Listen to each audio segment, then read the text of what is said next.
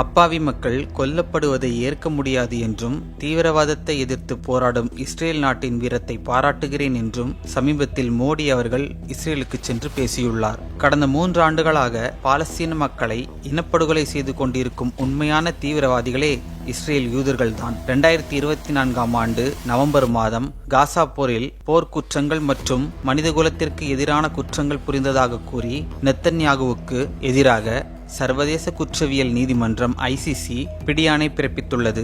இதன் காரணமாக ICCயின் உறுப்பினராக உள்ள 125 நாடுகளுக்குள் எங்கு சென்றாலும் சட்டப்பூர்வமாக கைது செய்யும் அளவிற்கு உலக முக்கிய குற்றவாளியாக பார்க்கப்படுகிறார். அதிலும் ஸ்லோவேனியா போன்ற நாடுகள் ஒரு படி மேலே சென்று அவர் தங்கள் நாட்டுக்குள் நுழையவே கூடாது என தடை விதித்துள்ளது.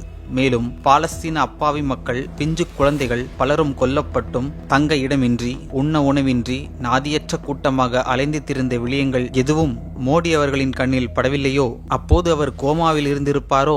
இந்த உலகின் உண்மையான தீவிரவாதிகளே யூதர்கள்தான். தீவிரவாதிகளின் கூடாரத்திற்கே சென்று தீவிரவாதிகளுக்கு இவர் ஆதரவு கொடுக்க என்ன காரணம் தெரியுமா? வேறு என்ன? இரத்த பாசம்தான். இதே யூதர்கள் தானே இங்குள்ள கடவுளர்களின் உண்மையான வரலாற்றை அழித்து இந்து மதம் என்ற போலியான மதத்தை உருவாக்கினர். யூத பிராமணர்களும் யூத சேட்டு பனியாக்களும் யூதர்களின் வழிவந்தவர்கள்தான். இந்தியாவில் இருக்கும் சேட்டுக்கள் அனைவரும் இந்திய மக்களை சுரண்டி திங்கும் யூதர்களின் வணிக பிரிவுகள்தான். அப்படி இருக்கையில் இனம் இனத்தோடுதானே சேரும்? யூதர்களுக்கு எதிராக உலகமே அணிதிரண்டு கொண்டிருப்பதை நன்றாக பார்க்க முடிகிறது. என்னதான் இவர்கள் கூட்டுச் சேர்ந்தாலும் இந்த சத்தியுகத்தில் அனைத்தும் மாறும். பாலஸ்தீனத்துடைய ஆன்டி கிரைஸ்ட் அல்லது தஜ்ஜால் என்றது நேத்தன்யாகு. அப்போ இந்தியாவுக்கு ஒரு தஜ்ஜால் இருக்கணுமா இல்லையா?